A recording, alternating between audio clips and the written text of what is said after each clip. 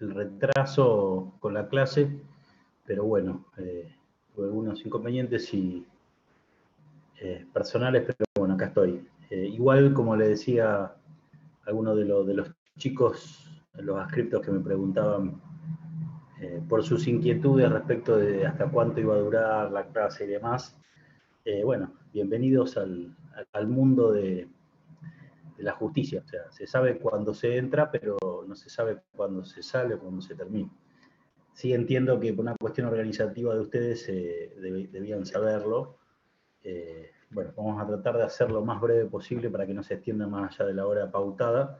Pero bueno, quiero tratar de abarcar la mayor cantidad de los temas de hoy. Así que, pero bueno, y es real lo que les digo, las audiencias parece que se sabe cuándo empiezan, que no es así tampoco, siempre la hora pautada o fijada se corre, y después, bueno, la terminación es dependiendo de las pretensiones de las partes.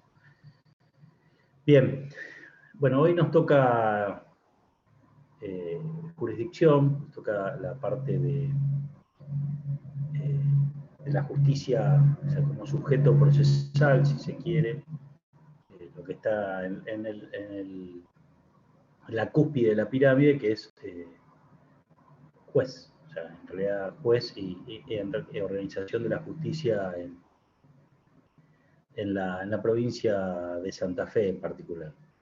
Bien, ¿quiénes han hecho procesal parte civil, que sería procesal 2 para ustedes? Muchos, más o menos, uno, dos, Sofía que levanta. ¿Alguien más ha hecho procesal civil? Son correlativas, en el plan 2016 son correlativas. Eso iba a decir, que creo que son sí o sí, correlativas. bien. No, está bien. Sí, tenía entendido que no, pero bueno. No, procesal parte general es correlativa, procesal Claro. civil, que es 2, no es correlativa. Bueno, a eso me refiero, a procesal civil parte 2, o sea, no es correlativa. Por eso pregunto, antes lo dábamos por supuesto y ahora lo pregunto. Bien, bueno, para aquellos que la han hecho y para aquellos que no, la pregunta inicial de mi parte es, ¿saben cómo se organiza la justicia en la provincia de Santa Fe? O sea, parte civil, que es lo más común. De la misma manera se organiza la laboral y así sucesivamente, salvo la penal que tiene una organización distinta. Ahí Flavia me dice que no me escucha, es la única que no me escucha. ¿Me escuchan bien el resto? Sí, se escucha bien, profe. Sí, se escucha claro. Bueno, perfecto. Se escucha bajito. Subí el volumen. Ahí le escribo. Bien. A ver, alguien que me diga o se le ocurre cómo se organiza la justicia provincial, ordinaria en la provincia de Santa Fe. ¿Circunscripciones? ¿Eso? Sí, circunscripciones está bien, circunscripciones. ¿Qué más, Sofía? Distrito. Distrito, bien. Circuito. Bien. Perfecto. ¿Y cuántas circunscripciones hay? 5. Bien, perfecto. Bueno, distritos hay unos cuantos más dentro de cada circunscripción.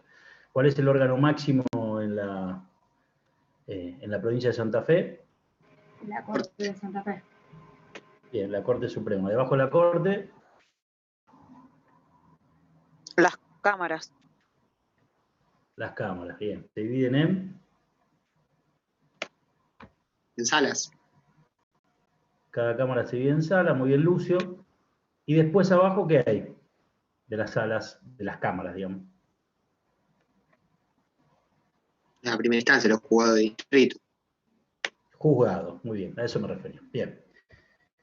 Nosotros acá en la provincia de Santa Fe, con la reforma que se hizo en el año 2007 el código, pero que se puso en funcionamiento en el año 2014, y en el año 2009 entraron en vigencia la mayor cantidad de leyes que hacían al sistema de enjuiciamiento penal de la provincia de Santa Fe,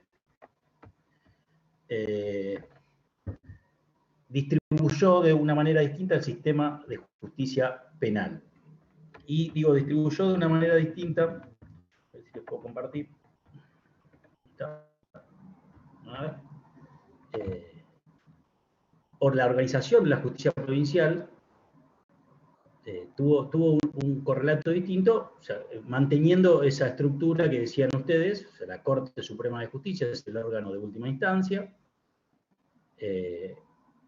accesible en forma extraordinaria, en algunas tiene competencia originaria, pero bueno, no sería una tercera instancia per se, sino que es una instancia, como quien dice, de excepción.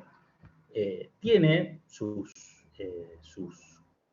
cámaras, con una particularidad que ahora vamos a ver, como decía Sofía, son 5 circunscripciones. Si tenemos 5 circunscripciones, habría una cámara por circunscripción, que están distribuidas en salas. En los demás fueros, acá no hay salas, y tiene una distribución distinta, porque acá ya empezamos a hablar de colegio de jueces. ¿Bien?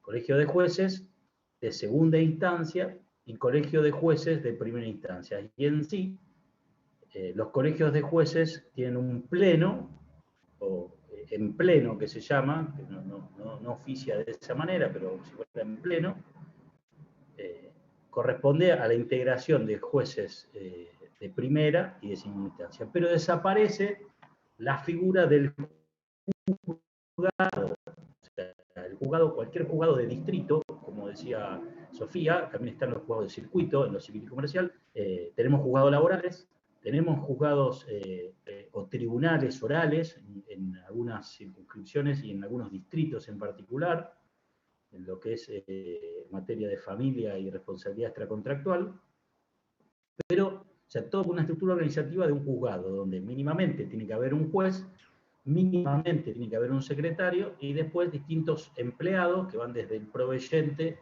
hasta el responsable de mesa de entrada y así sucesivamente. Bueno, esa concepción de justicia a través de juzgados, algunos dirían juzgado como feudos, desaparece en el sistema de enjuiciamiento penal de la provincia de Santa Fe, y empezamos a hablar de colegio de jueces, así como si fueran, a algunos autores les gusta hablar de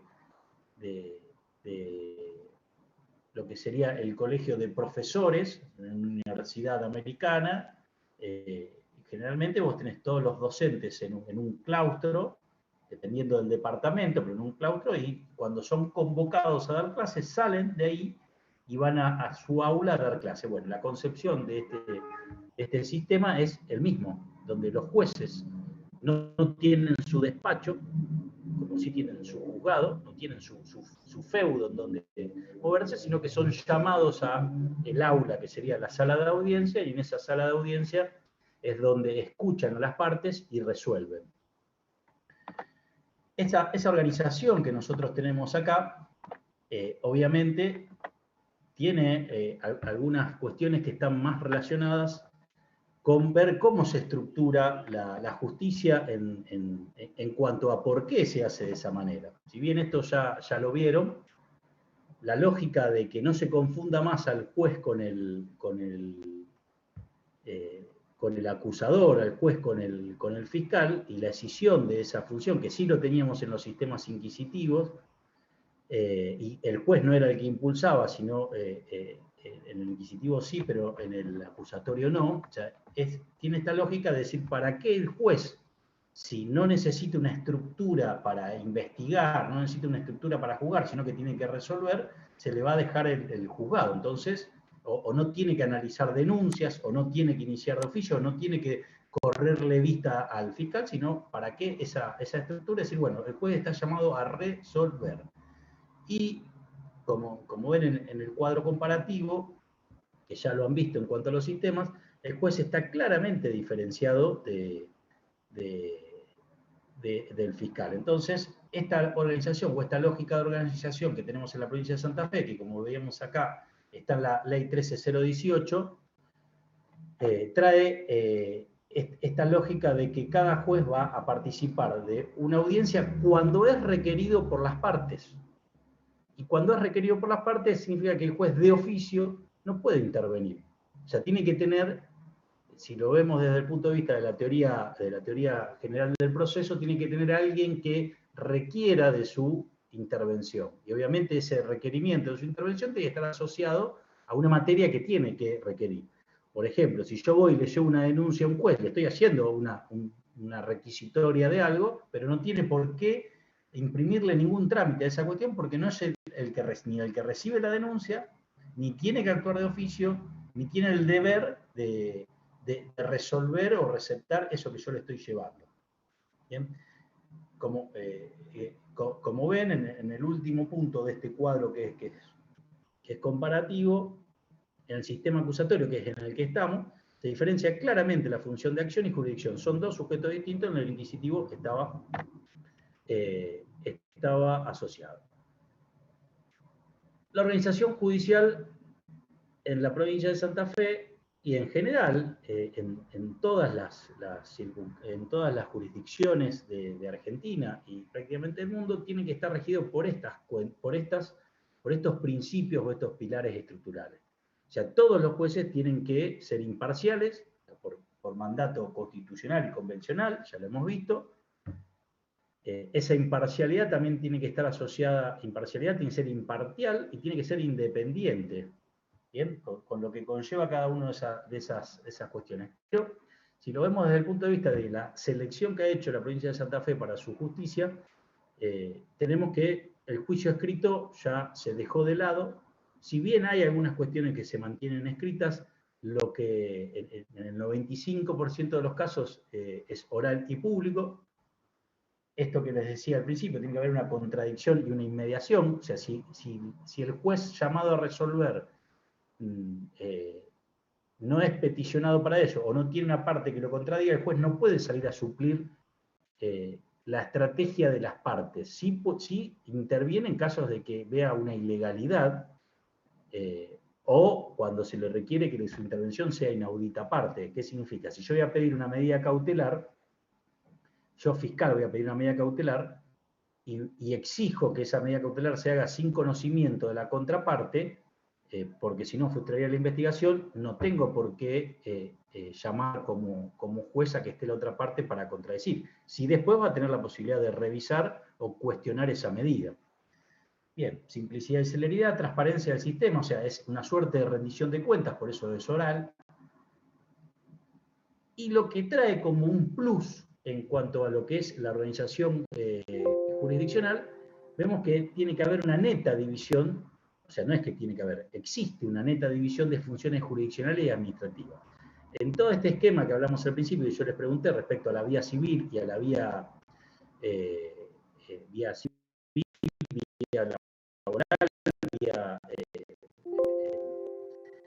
administrativa, todo lo que es extrapenal, existen juzgados. Y si existen juzgados, existen tareas administrativas que realizar. O sea, si yo presento un escrito, el juez es el responsable último de ese escrito que yo estoy presentando, más allá de que haya un secretario, que haya un encargado de mesa de entrada, y desde ese punto de vista, el dueño del proceso, el dueño del proceso administrativo es el juez. Con lo cual, si falta papel higiénico o si faltan resmas de papel, esa responsabilidad es del juez.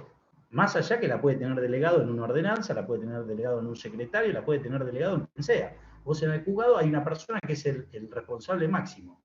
Entonces, esas tareas que son administrativas, o por ejemplo, hay que citar a las partes. Bueno, ¿quién cita a las partes? Está bien, la puede citar el secretario, lo puede citar en casos de procesos adversariales, lo hacen las partes, pero en casos donde, como se está viendo en el sistema de enjuiciamiento civil en la provincia de Santa Fe, donde el juez y el juzgado tomó un rol mucho más proactivo, hoy te notifican por cédula digital con firma de juez y secretario directamente del juzgado. O sea, no se espera que venga la parte, como históricamente sucedía, a imprimir la cédula, firmarla él personalmente o hacerla firmar y notificar, sino que se notifica digitalmente por el sistema de acceso de los colegiados, de los abogados, y los abogados tenemos el deber de entrar a ver si estamos notificados o no.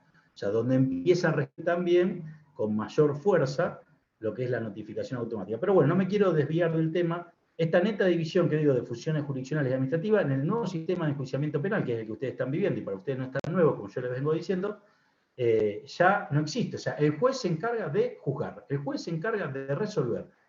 Sí existe una oficina, que está al lado, que ahora lo vamos a ver, que se llama Oficina de Gestión Judicial, que es la que se encarga de toda la tarea administrativa, de recepcionar los escritos, de ser el encargado de la mesa de entrada, de que les lleguen a los jueces las notificaciones de audiencias, de prepararle la audiencia, de que estén todos los elementos ahora informáticos y administrativos para que funcione. El juez lo único que hace, le avisan agenda, como les decía, en su despacho, que tienen un despacho que es mínimo.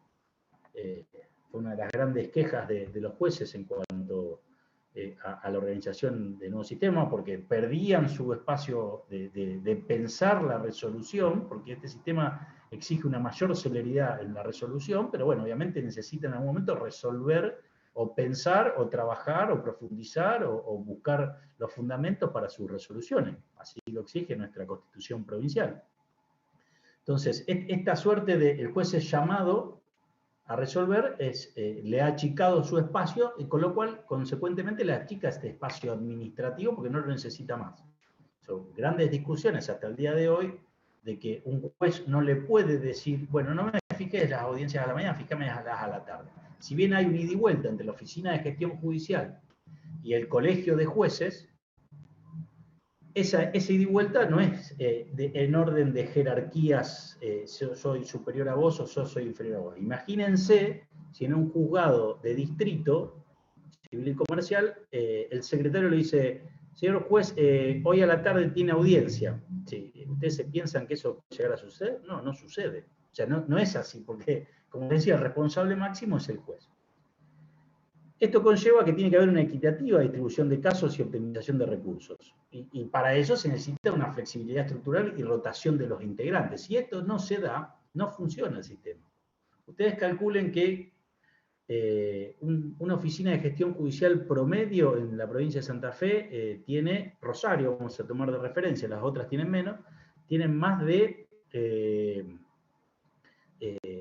tienen muchas más audiencias en cuanto a lo que es un sistema convencional. O sea, esto se pensó, por ejemplo, para Neuquén, Chubut y otras provincias, donde a lo mejor por día podían llegar a tener, no sé, 2, 3 audiencias. Acá en Rosario, en primera instancia nomás, hay más de 50 audiencias por día. Obviamente, está bien, tenés distintos jueces, pero tenés 10 salas de audiencia. Al tener solo 10 salas de audiencia, el dilema se generaba en cuanto a cómo hacías trabajar a la mañana y a la tarde en la ocupación de las salas de audiencia. Bien, con la llegada de la pandemia, o sea, el único sistema judicial que estuvo preparado para afrontarlo, o sea, con distintas discusiones en el medio, fue el sistema penal. ¿Por qué? Porque automáticamente multiplicaste la cantidad de audiencias por la cantidad de jueces que vos puedas llegar a tener. Si tenés 30 jueces, puedes hacer 30 audiencias en simultáneo. Deberías tener la cantidad de operadores suficiente. Entonces, quizás habría que engrosar lo que es la tarea administrativa, pero no tanto de los jueces. Bien. Como les decía, ¿cómo está organizado acá la organización territorial de la justicia penal en Santa Fe? Sigue siendo la misma. No modifica la ley orgánica del Poder Judicial y sí es complementaria de ella. Sí hay una modificación, como ven, existen los colegios de cámara en cada una de las sedes de las circunscripciones, como decía Sofía al principio, salvo en la circunscripción judicial número 4, que eso históricamente es así, que en vez de estar, la circunscripción judicial número 4 es Reconquista, pero la cámara, o el colegio de cámara, está en Vera. Y, por ejemplo, el colegio de jueces de primera instancia está en Reconquista. Ya la sede, más allá de que pueda llegar a tener jueces en otro distrito. Y los colegios, por otro lado, los colegios de jueces de primera instancia. En cada uno de los distritos judiciales donde existan 4 o más jueces penales de primera instancia. Fíjense esta diferencia. Únicamente va a haber colegios de jueces de primera instancia donde haya en distritos judiciales donde existan 4 o más jueces penales. Por ejemplo, si yo tengo en una circunscripción más, en distritos más de 4 jueces, ya voy a tener un segundo colegio de jueces de primera instancia. Entonces, cuando nosotros pensamos el sistema de enjuiciamiento penal de la provincia de Santa Fe, rompe la lógica.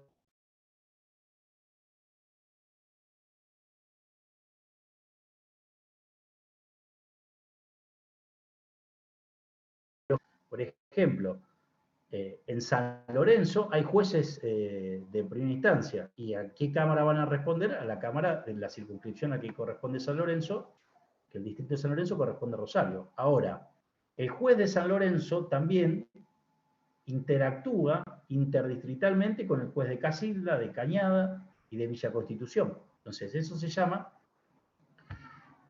la interdistrital, o sea, es un colegio de jueces de primera instancia interdistrital, que en esos casos la Oficina de Gestión Judicial es quien manda sobre eso. Ahora vamos a ver por qué Oficina de Gestión Judicial y quién es el responsable de esa oficina. El quien manda en esa oficina es el Colegio de Jueces de Cámara, porque es la Cámara la que integra, o la que tomaría, en casos de no existir un colegio de jueces que supere, un distrito que supere los 4 jueces. Sí, interdistritalmente superan los 4 jueces, pero son distintos distritos.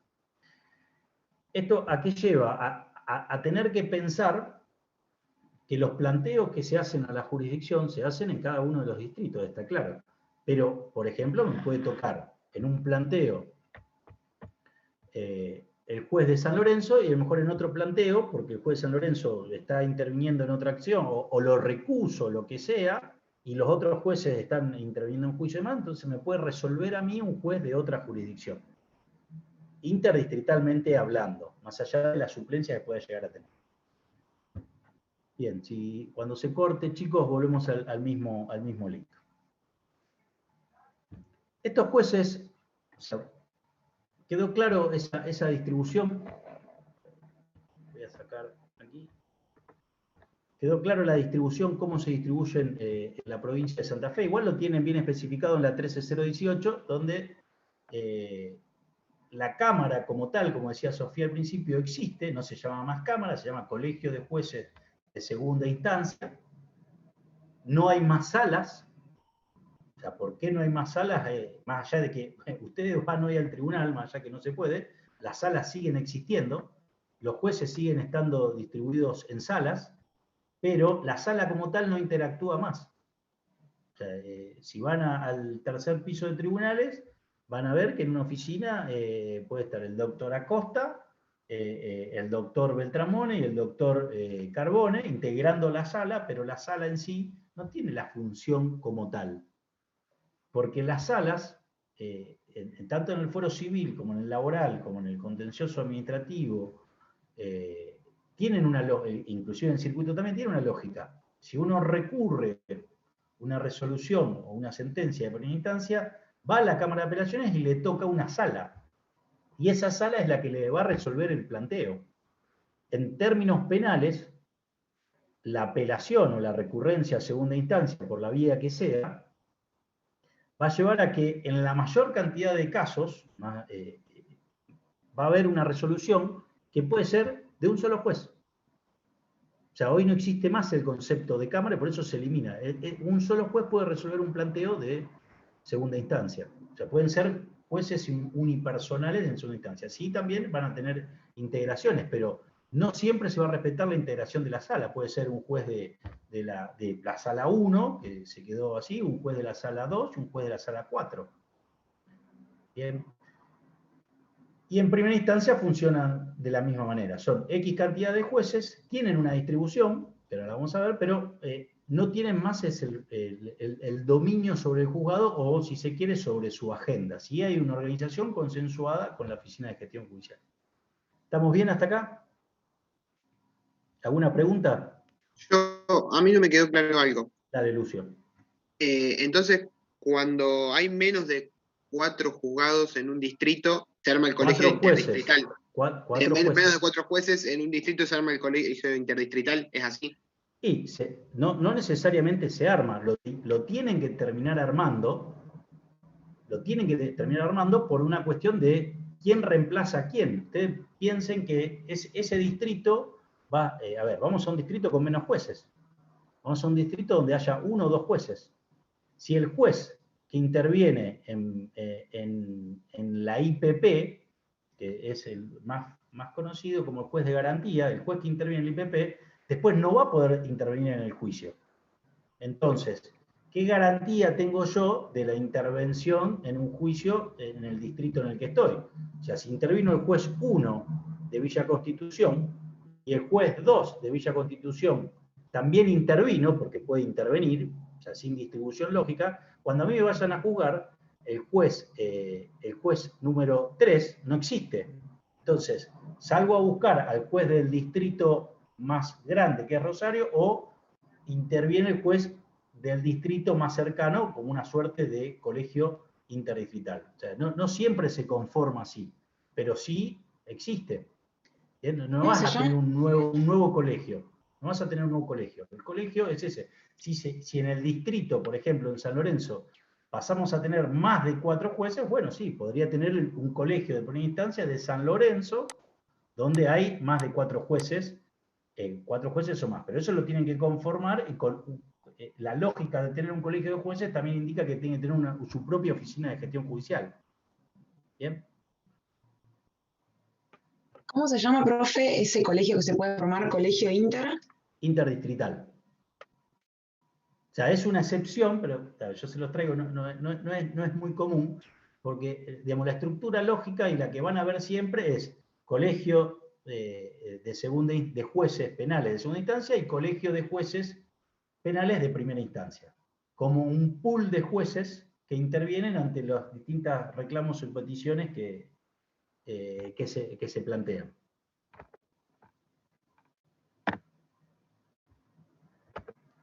Bien.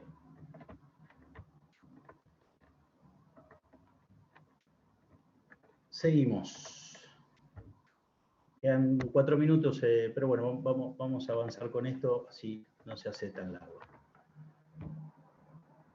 Esto lleva a tener que entender que los jueces de primera instancia, ya yendo a lo que ustedes conocen o les puede generar, bueno, es un juzgado el que interviene. Si yo tengo un planteo donde un accidente de tránsito que se da en Rosario, donde ocurro, dependiendo el monto del accidente de tránsito de la materia para un reclamo civil, voy a ir a circuito o voy a ir al colegiado extracontractual. Eso me define la competencia territorial, pero tenemos bien en claro a dónde voy. Si un hecho delictivo se da en la ciudad de Rosario, a quien yo voy a ocurrir, obviamente el fiscal va a intervenir, pero después yo, para hacer los reclamos jurisdiccionales, tanto como fiscal como defensa, voy a ir al colegio de jueces de primera instancia. Me puede tocar el juez Pérez de Urrechu, o me puede tocar el juez Lanzón, o me puede tocar el juez Aliao. O me podría tocar el juez Becerra, por ejemplo. Eso es así, pero independientemente de esa cuestión, hay una división interna de tareas, por esto que decía, porque si todos los jueces intervienen en todo, si cuando lleguemos a juicio, a lo mejor cada uno de esos jueces intervino en la pretensión que yo tenía, cuando llego a juicio me quedo sin juez. Entonces, o tengo que recurrir al conjuez, o tengo que recurrir a la suplencia que me pueda llegar a dar de jueces de otro distrito, que bueno, eso generalmente se hace, pero por una cuestión más en cámara. En primera instancia se suele recurrir a los conjueces. No se da en Rosario, pero por ejemplo, en Venado Tuerto se da habitualmente. Que los jueces intervinieron, son pocos en el colegio de primera instancia, y intervinieron todos en primera instancia, entonces pueden no tener jueces para juicio, o porque la defensa o por la fiscalía lo recusó por la razón que sea y no interviene. Entonces, lo que llama a hacer esta división en los distritos que se puede, en aquellos que tienen colegios de primera instancia con más de 4 jueces, en distribuir entre aquellos jueces que están en IPP, investigación penal, se agrega lo de contravencional preparatoria, es un conjunto de jueces que intervienen en esas instancias, en esas audiencias previas a ir al juicio. Después tenés el colegio de jueces de juicio oral, o sea, todo lo que es juicio oral, o sea, los que están en juicio oral no están en investigación penal preparatoria. Eventualmente pueden estar, y sí, si les tocó algún turno pueden estar, pero es muy excepcional. Y en una tercera instancia, la ejecución de penas. Lo que era el viejo juzgado de ejecución penal, acá que entra todo dentro de la misma bolsa de colegio de jueces. Entonces ahí tienen 3 etapas o 3 secciones que lo habilita la ley, no es obligatorio, pero lo tienen así habilitado, para distribuir tareas y tener identificado quién interviene en cada uno de los casos. Después la ley obviamente agrega todos los otros casos previstos por la ley. En caso, todos los otros casos previstos por la ley, yo ahí les pongo la cuestión de la incorporación de la 13774 del 2018, que incluye a lo que eran las viejas faltas, el Código de Convivencia, dentro de lo que es la competencia del Colegio de Jueces. Entonces, cualquier otro caso de la ley, previstos en la ley, pueden ser este, más allá del contravencional. No hay un juicio oral estrictamente estipulado, juicio oral contravencional, pero es un juicio oral, y acá se incorporan otros actores, pero bueno, no quiero avanzar sobre eso porque no es tan relevante. ¿Bien? Corto, así vuelvo a poner antes que se me corte a mí.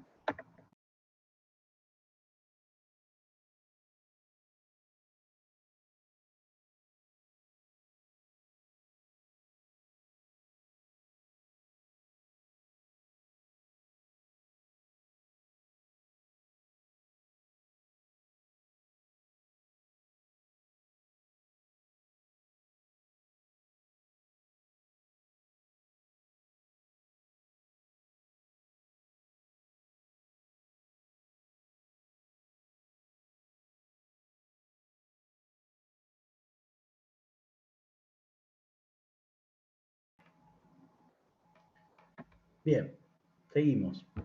Como les decía, esta distribución que tienen los colegios de jueces hace a la división del trabajo.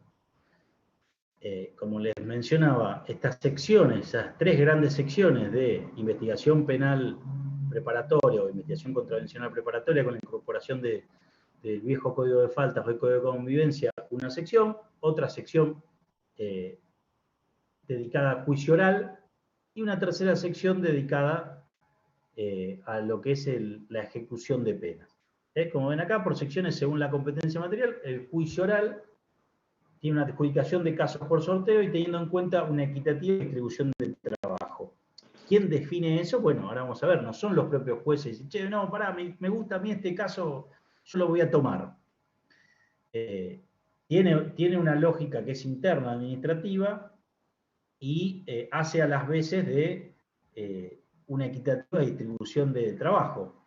O sea, más allá de que alguno puede entender que puede haber alguna suspicacia de que siempre le toque al mismo juez tal o cual tema, bueno, en realidad eso no es así, sino que tiene una suerte de distribución interna. Y por otro lado, o sea, más allá de que yo le decía de 3 grandes distribuciones, más allá de lo que había una cuarta, como decir, con cualquier otro caso que disponga la ley o que se pueda tomar por ley, estas tres divisiones pueden circunscribirse a 2 e inclusive ni siquiera tomarse. Por ejemplo, en la ciudad de Santa Fe, en el Colegio de Jueces de Primera Instancia, no hay distribución. Le puede tocar a un juez de primera instancia intervenir en el IPP, como al día siguiente intervenir en un juicio o en el mismo día una audiencia de ejecución de pena. Y eso lo hace el órgano de administrativo, que es la Oficina de Gestión Judicial, que ahora vamos a ver que tiene una distribución distinta. Ahí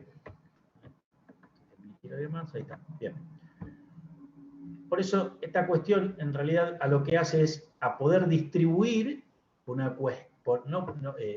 hace a esta distribución, más allá de una equitativa división de trabajo, lo hace para evitar algunas cuestiones que llevaron a la creación de este sistema. O sea, hay algunos fallos que se le dejaron de lectura obligatoria, como por ejemplo Dieser, más conocido como Fraticelli, pero es Dieser, María y Fraticelli Carlos.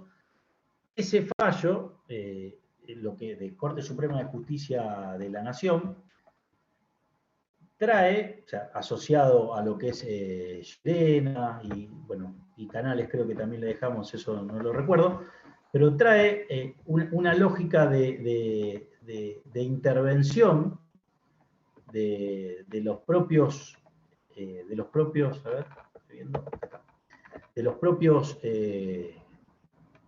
los viejos tribunales, pero ahora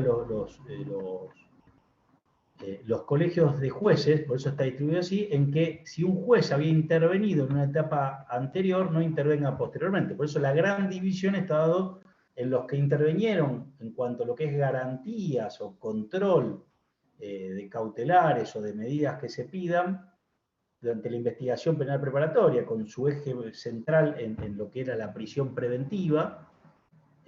Antes había procesamiento, se había valoración y demás, y a los que van a intervenir en el juicio, toda vez que el que vaya a intervenir en el juicio, recuerden que tiene que ser imparcial, imparcial e independiente. Si un juez ya resolvió una cuestión de mérito durante el IPP respecto de una prisión preventiva o de un allanamiento, o se había intervenido en el viejo sistema, como si en el federal, en el procesamiento, es difícil que ese juez no esté parcializado en cuanto a su decisión, porque ya tomó una convicción respecto de un mérito a una cuestión. Si lo indagó en el viejo sistema o en el federal, o si lo procesó, o si resolvió sobre una medida cautelar, tuvo que haber analizado mínimamente elementos como la apariencia de responsabilidad, o sea, si existía la verosimilitud en el derecho respecto de eso, si había peligrosidad procesal, si era proporcional la medida que estaba requiriendo el fiscal o que le había puesto él en cuanto a un prisionamiento dentro de un juzgado de instrucción. Todas esas cuestiones le llevaban a una convicción al juez, con lo cual, después intervenir en juicio traía maculada una de los principios esenciales que se requiere para que un juez intervenga y resuelva, según la sana crítica, una cuestión que tiene que ver nada más y nada menos que con la libertad de una persona. Bien, entonces, estas grandes divisiones, como ven en pantalla, es por un lado juicio oral, por otro lado control. Bien.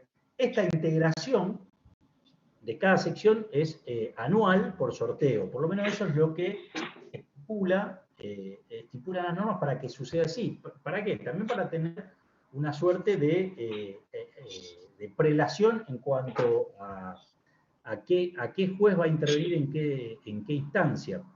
Y digo esto, en el viejo sistema o en el federal, nosotros sabemos quiénes son los jueces, hoy en el federal, por ejemplo, para no volver tanto al viejo sistema, quiénes son los jueces que intervienen. El juez federal en Rosario son 2.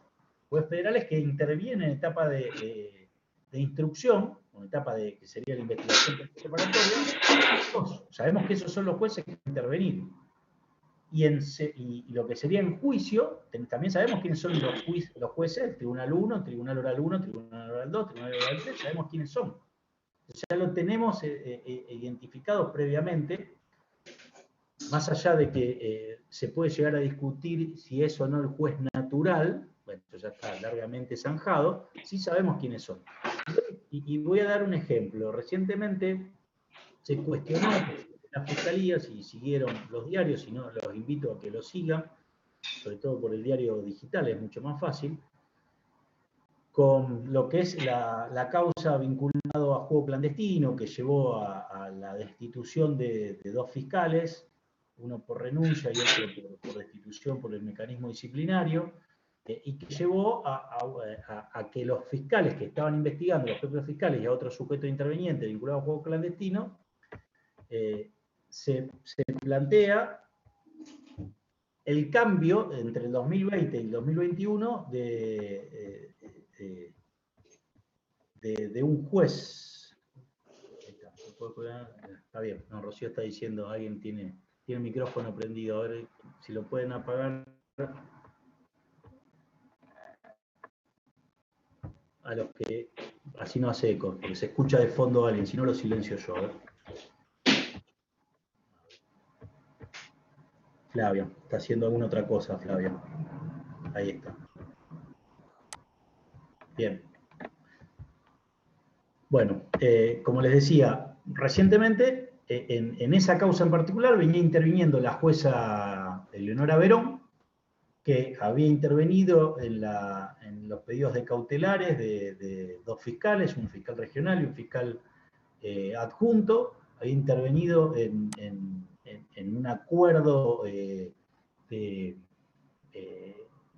en acuerdos abreviados, había intervenido en un acuerdo de colaboración respecto a un arrepentido, y cuando llega el 2021 se encuentran que esa jueza no estaba más dentro de la sección IPP, que no iba a seguir interviniendo en la causa y que iba a intervenir Leiva, otro juez que antes estaba en juicio y ahora pasó a investigación penal preparatoria. Los fiscales hicieron un planteo, la verdad es que no sé cómo terminó ese planteo, pero la respuesta era que había cambiado porque interanualmente se sortea quiénes van a qué lugar, o se hace una distribución por oficina de gestión judicial que no es propia de los jueces, son instituciones, si están dentro del Poder Judicial son distintas. Una depende, por la última reforma, directamente de la Corte, la oficina de gestión judicial depende de la Corte, o sea, no depende del Colegio de Jueces, y el Colegio de Jueces, tanto de primera como de segunda instancia, son instancias que también tienen como superintendencia de la Corte, pero tienen su autonomía dentro de su funcionamiento, con lo cual hay una suerte de separación de funciones y por eso se daba de esa manera. Pero la jueza Verón podía seguir interviniendo, por decisión administrativa no siguió interviniendo, y ahora, cuando se plantea la inconstitucionalidad de un artículo del Código Procesal Penal respecto al desafuero, vuelve a intervenir la jueza Verón, pero por una cuestión de salud del juez que iba a intervenir, y no por una cuestión de decir, bueno, no, yo quiero que siga interviniendo el mismo juez. O sea, porque no es un derecho de la parte de que siga interviniendo el mismo juez. Puede intervenir cualquiera, por eso es la lógica del colegio de jueces y el pool de jueces. Bien.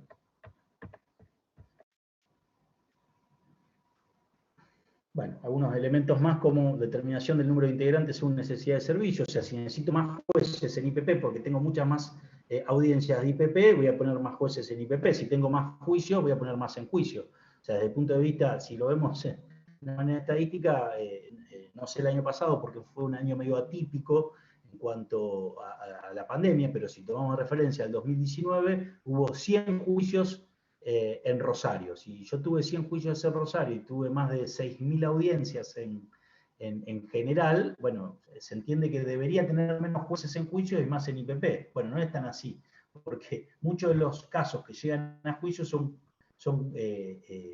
casos que necesitan y ameritan la intervención de más de un juez. O sea, tiene que ser un tribunal colegiado, o sea, por la complejidad de la causa, o sea, por el monto del delito que se está llevando a juicio. Entonces, en algunos casos vamos a necesitar más para juicio oral y en algunos casos vamos a necesitar más para IPP.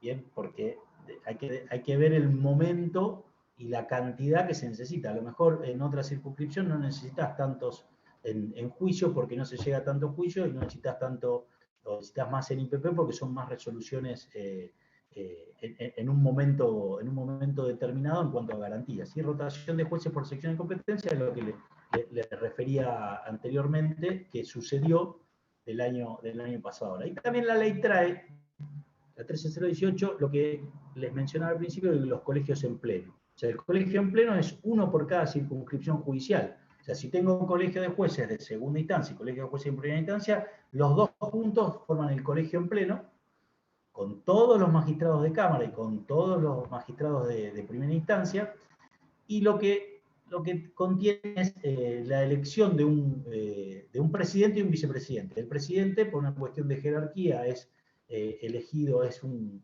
juez de segunda instancia, un camarista elegido por el colegio de Cámara, y un vicepresidente que es integrante del colegio de primera instancia, un juez de primera instancia.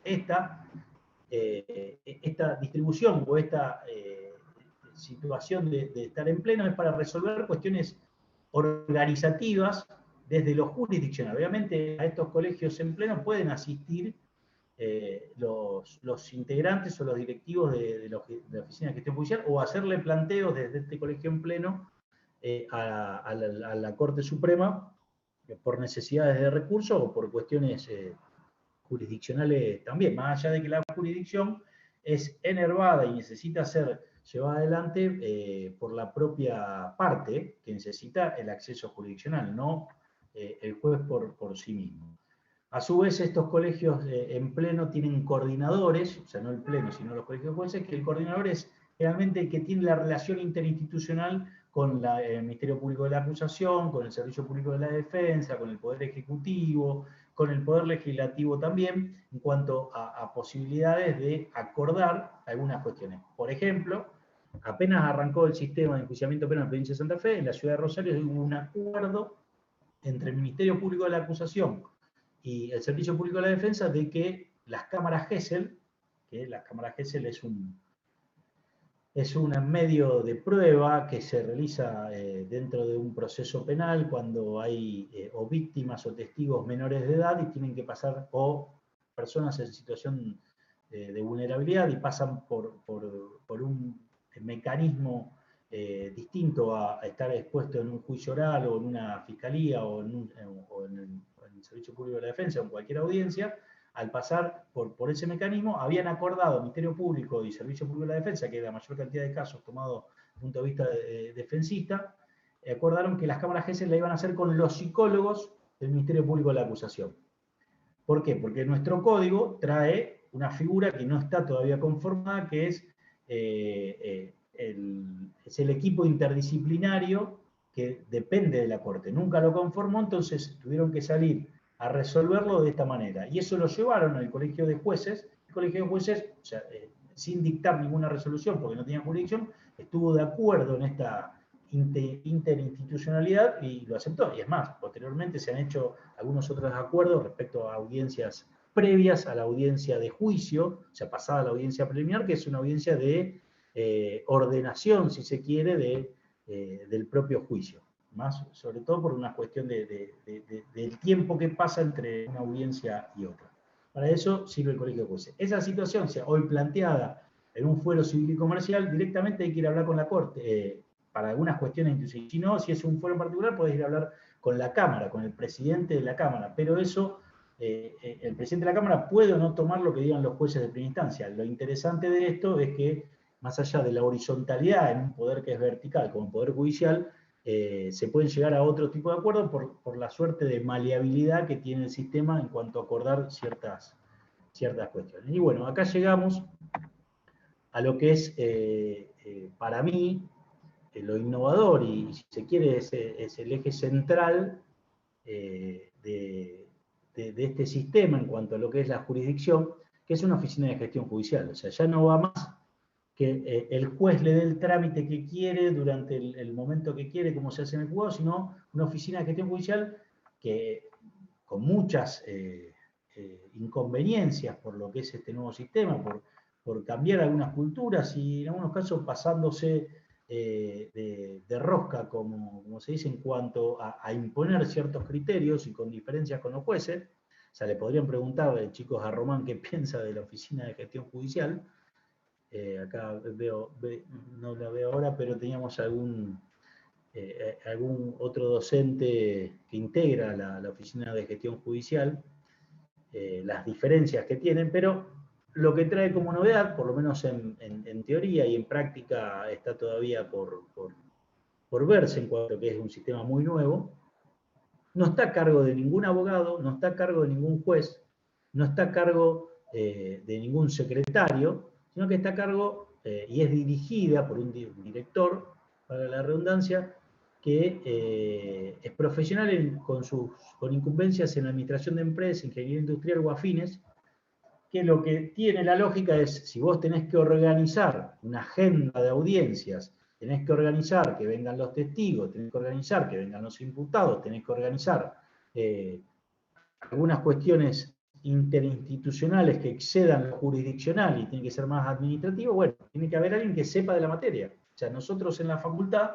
no nos enseñan a administrar. Cualquiera de todos ustedes, más allá de la decisión que tomen, si abren su estudio, nadie le enseña cómo administrar los clientes, nadie le enseña cómo administrar a colegas que pueden trabajar con uno o empleados. Simplemente es una cuestión práctica que uno lo va llevando a cabo. Cuando se trata de sistema de justicia, más en materia penal, tener una oficina de gestión judicial que lleve adelante tamaña tarea, es importante que esté a cargo de un profesional de la organización, la cosa que los abogados no somos. Entonces, esta es una novedad que es interesante porque abre la cabeza en cuanto a el tipo de organización. Sin ir más lejos, la estructura del Poder Judicial generalmente tiene como responsables en cada una de las distintas áreas a abogados.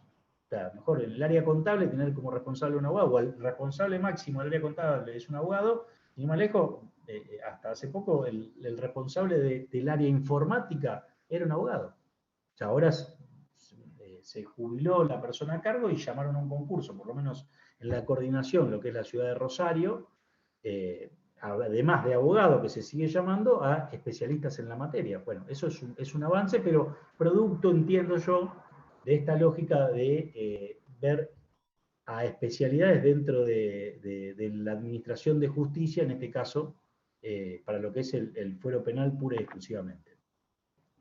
Este es el órgano encargado de las tareas administrativas, como venimos diciendo, de soporte y apoyo a la tarea jurisdiccional. O sea, el juez va, se sienta, resuelve, hay un operador al costado que labra el acta, que filma, o sea, que graba la audiencia, y después queda a disposición de las partes. Se labra un acta al efecto de constancia de que eso existió, y listo. O sea, el juez sale de la audiencia y se puede ir o a su casa o a su despacho que tienen, no como en el viejo Palacio de Justicia, en calle Pellegrini, pero lo tienen, y si quiere ponerse a estudiar algo que tiene para resolver, lo puede hacer. Si quiere realizar otra tarea, lo puede hacer, pero el acto jurisdiccional en sí ya lo efectivizó, entrando a la audiencia, escuchando las partes y resolviendo. Estas oficinas de gestión judicial es una por cada colegio de jueces. O sea, cada colegio de jueces tiene una oficina de gestión judicial. En los casos donde hay colegio de jueces de segunda instancia y de primera instancia, hay una OGJ de primera instancia y una OGJ de segunda instancia. Hoy, en la provincia de Santa Fe, tenemos 7 oficinas de gestión judicial, una en cada una de las circunscripciones que veíamos al principio, tiene un colegio de jueces mínimo de segunda instancia, y únicamente hay oficinas de gestión de primera instancia en Rosario y en Santa Fe. O sea, en las otras circunscripciones no hay oficina de gestión judicial de primera instancia. ¿Por qué? Porque todo corresponde a la única oficina de gestión judicial, que es la que abarca segunda instancia y primera instancia, tanto en Venado, en Rafaela, como en Reconquista Vera. Como decíamos antes, actúa con criterios de agilidad, de formalización, eficacia, eficiencia, responsabilidad por la gente, o sea, todas cuestiones que son propias de un juzgado, pero ahora llevada a cabo por especialistas en la materia. Y obviamente, bueno, el régimen de remuneraciones, licencias y demás es el que deriva del mismo esquema de la Ley Orgánica del Poder Judicial, donde vos tenés encargados de distintas áreas, no tenés secretarios, porque eso fue una de las reformas de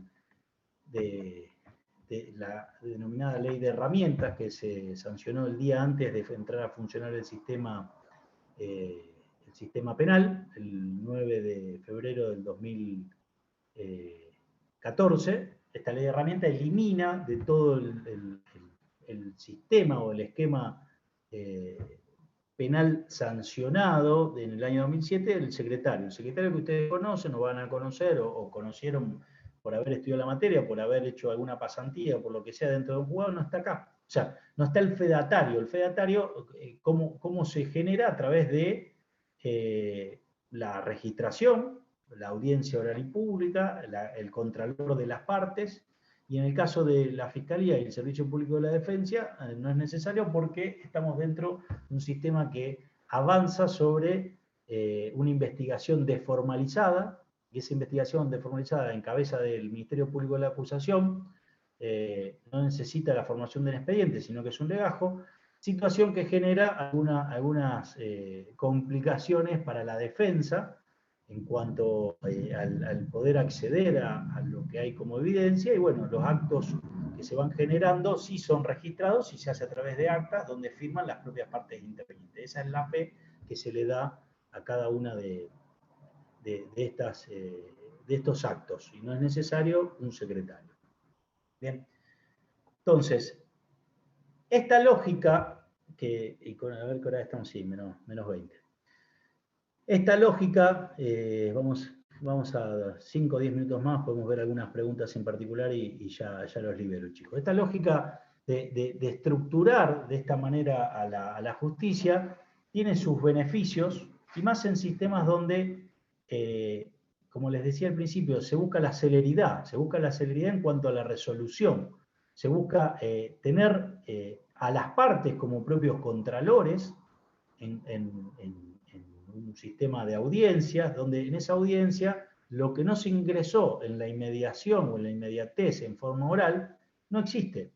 O sea, no existe el fiscal que diga, no, bueno, pero yo hice la presentación por escrito, entonces me remito o presento una minuta remitiéndome. No, tenés que exponerlo en ese caso en particular ante el juez que tocó, que tenés las capacidades para recusarlo. O sea, obviamente la recusación en materia penal siempre es con causa, no existe la recusación sin causa, y ante esa situación de poder recusar con causa, estamos ante la jurisdicción per se de por qué voy a recusar a un juez con causa.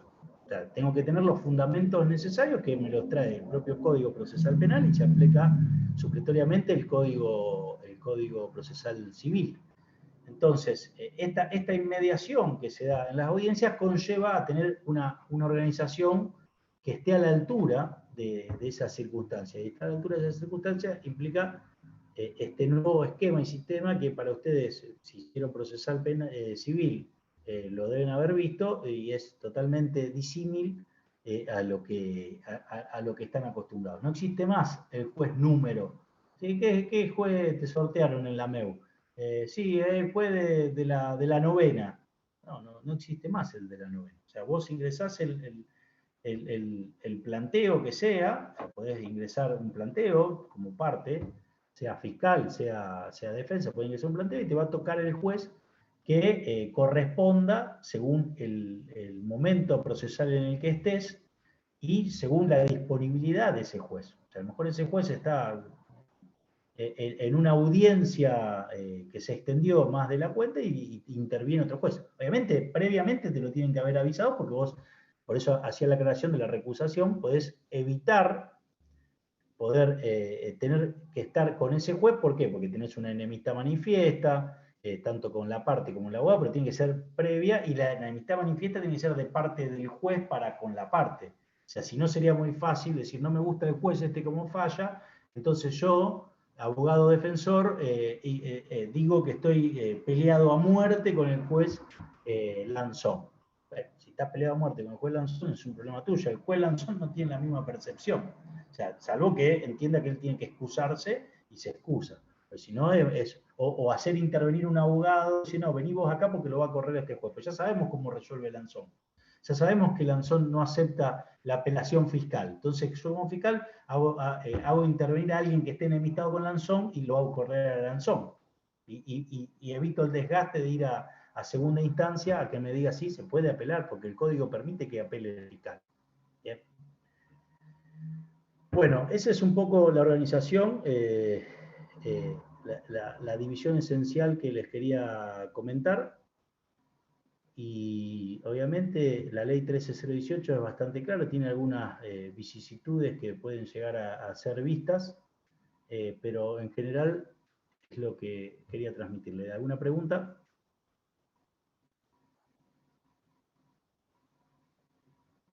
¿Complementación?